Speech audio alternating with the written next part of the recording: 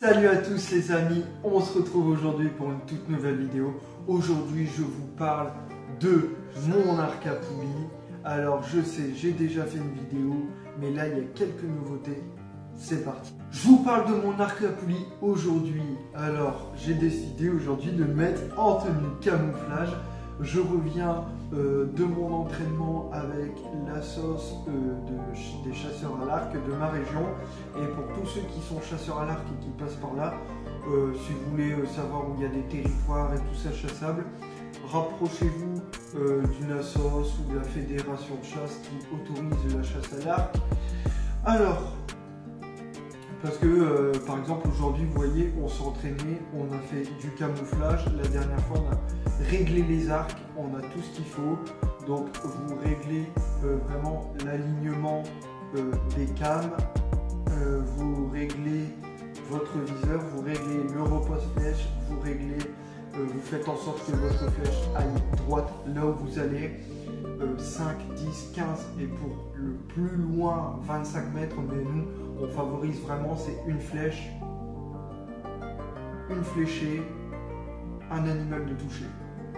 Le but c'est pas qu'il y ait d'accident, que ça parte dans tous les sens. Donc ouais, il y avait ça, les cams, ouais, faire en sorte que du coup la flèche aille droite. Moi c'est un monocam, c'est pas un double. Régler ça, les cordes ici, le cirage, le déloupe a été changé, je sais pas si vous verrez, mais il n'est plus d'origine, on l'a refait parce que l'autre était trop petit et ici c'était trop juste au niveau du serrage, c'était trop juste, alors que là franchement on est vraiment nickel. Ici je n'ai laissé qu'un seul viseur, il est réglé pour moi, donc ouais en vrai il a été touché. J'avais été voir une archerie que je déconseille parce que le mec était pas agréable. Je me rappelle, anecdote, je lui demande, tu vois, d'appliquer de la cire. Ben, je lui demande, est-ce qu'il faut appliquer de la cire, tu vois, attention, c'est important. Il commence à appliquer de la cire, alors je lui ai demandé s'il en faut. J'ai pas dit s'il pouvait le faire. Et après je lui dis, bah tenez, vous l'avez oublié. Il me dit, ah non, non, non, tu vas le payer, tu vois. Le mec a fait du forcing commercial pour, en gros, tu touches, t'achètes, tu vois. Le mec qui vient de te choper dans la rue et tu touches, t'achètes. Donc voilà. En soi, après, rien de trop nouveau. Bah, rien de trop nouveau aussi. Le cirage que je vais vous faire voir tout de suite. Hop. Les cams qu'on a réglés du coup, il est au minimum. Là je crois que je suis à 26 d'allonge. Et là on est sur... Ouais, pareil, on a mis à 26 de partout.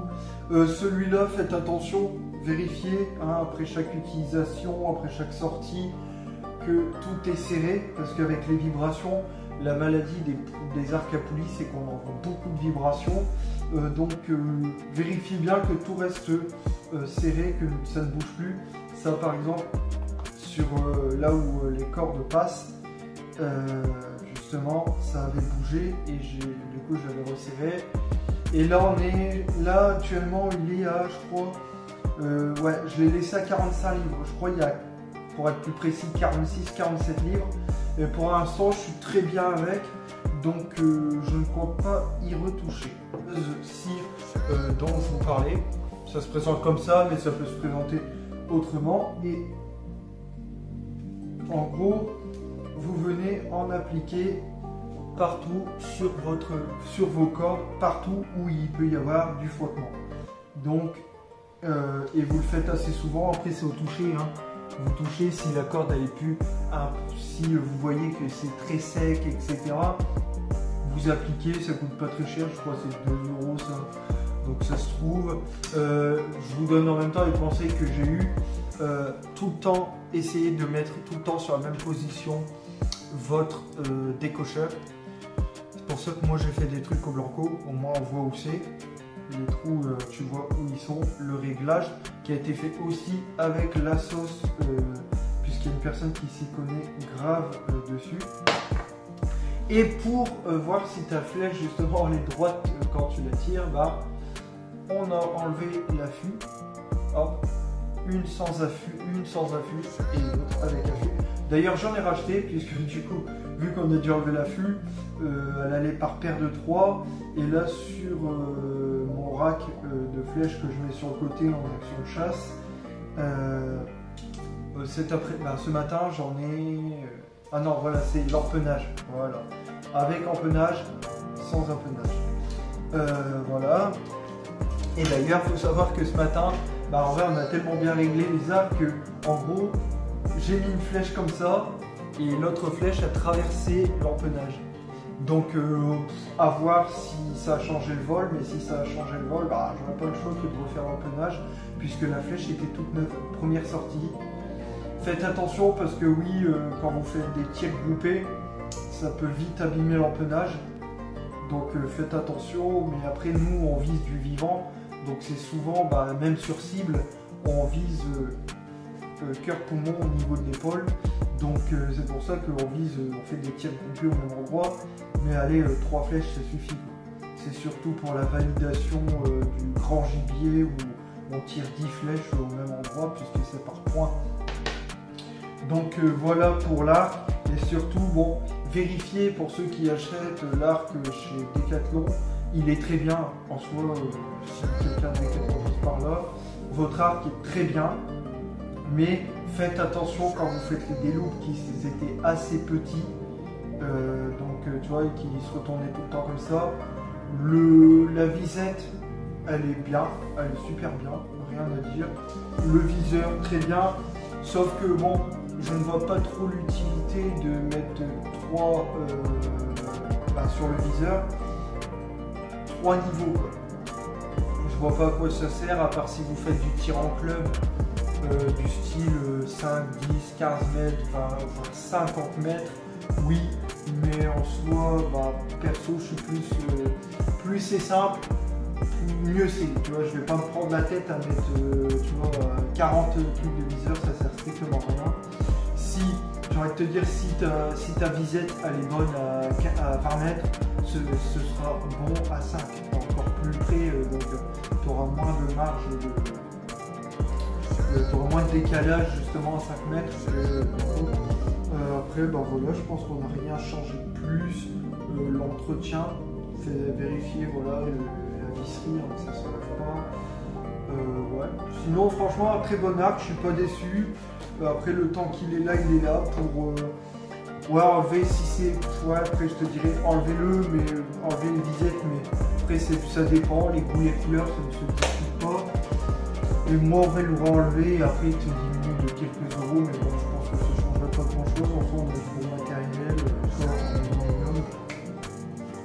ouais, voilà, et de superbes flèches. Par contre, je recommande les Savage.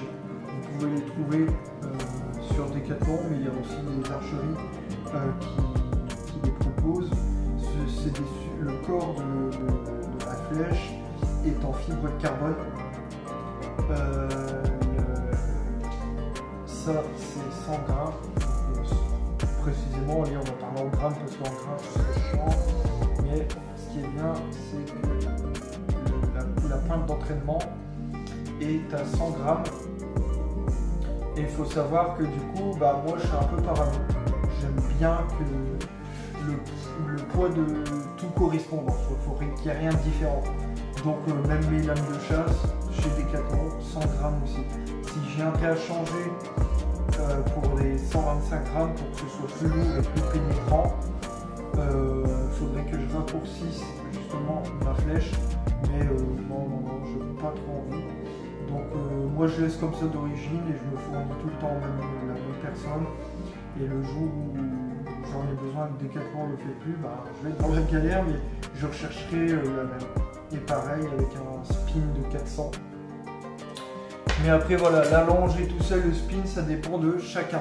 Pareil, tenue de camouflage, assez simple, je l'ai eu sur chasseur.com, je crois 25 €. Je me suis dit, moi aussi j'avais ce stéréotype là de me dire ouais, pour avoir du bon matos, il faut mettre des fortunes, il faut acheter différents trucs.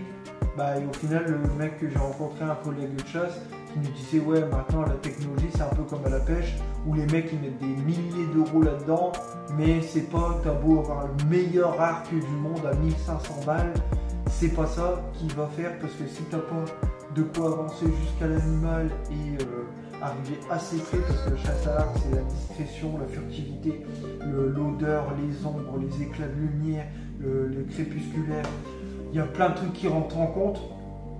Et même si ton arc il est super bien réglé, si tu n'arrives pas à l'approcher, tu n'auras pas ta proie. Donc en soi, assurez-vous d'avoir tout ce qu'il faut, mais ne mettez pas des fortunes dedans. On voit des chasseurs sur les revues de chasse, tu vois le mec il a une chemise à carreaux normale, vert et noir, et le mec est en plein milieu d'un champ, mais comme il y a la couleur du champ, ou s'il est jaune, sa chemise est jaune, et que le bas, on le voit pas parce que les champs sont hauts, le mec tu le vois qu'il bouge pas, tu as des animaux qui arrivent à avancer jusqu'à 10-15 mètres, voire un peu plus. Donc en soi, moi perso j'ai mis 30 balles là-dedans, et on a fait des essais et ça marchait bien. Il y avait juste la cagoule qui était un peu plus claire et ça dégarnissait, donc j'aurais juste ça à voir. Et pour les gants, parce que les couleurs peau, le visage encore ça passe, mais surtout les mains. Mais sinon tout le reste était parfait, chaussures de rando ou boots comme vous voulez pour les pluies, de couleur assez verte, ce qui se rapproche plus de la nature, plus coloris naturel. Donc voilà quoi. Et pareil pour ça, moi je l'ai pris, c'est pour sa polyvalence.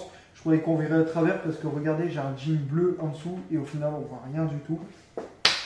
Donc nickel. Si vous avez besoin de petits conseils, je ne suis pas un expert, mais de petits conseils qui peuvent vous faire économiser de l'argent, n'hésitez pas, je vous réponds avec plaisir. C'était Apprenti Dog, likez, partagez, et je vous dis à plus la team.